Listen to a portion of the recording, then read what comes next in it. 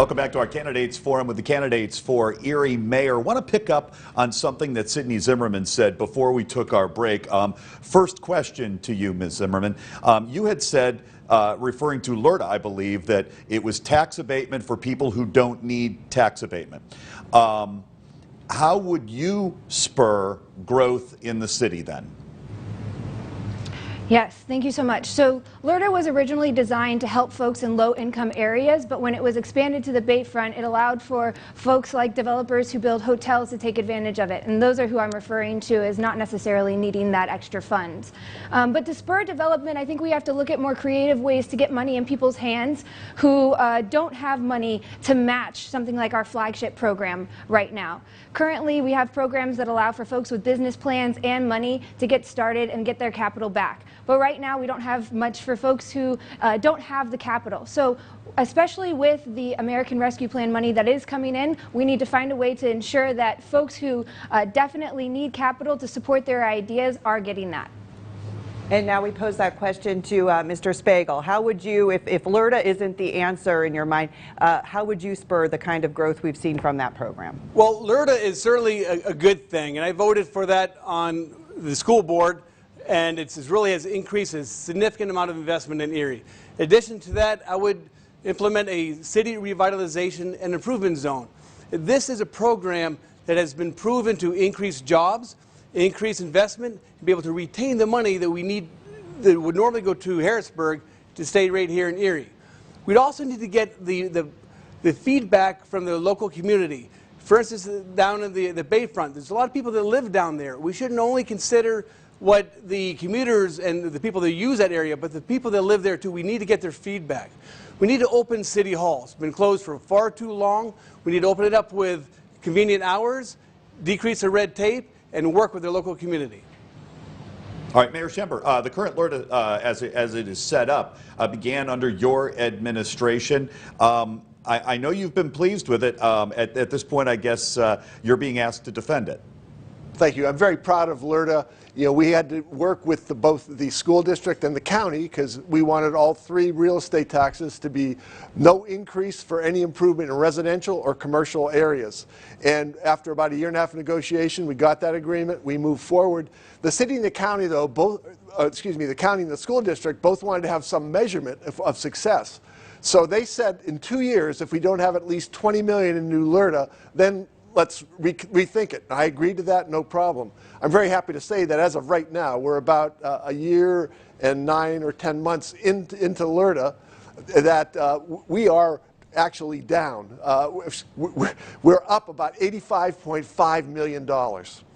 Well, let's switch gears now. Of course, the city received close to $100 million as part of the Erie Waterworks prepaid lease agreement. How should assets from that deal be spent? We've heard, Mayor, if you could elaborate on your plan, and then we'll hear from the other challengers on what they would do.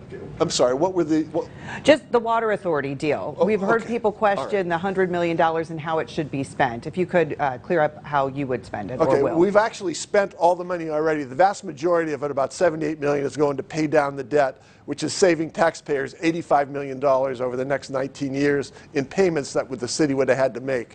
So I believe that it's a very good move in the right direction. The other things we've done a couple things. We saved almost $500,000 a year by not taking a loan out and having to pay interest on it and lose money that way. So I'm very proud of that, and I want to continue with it.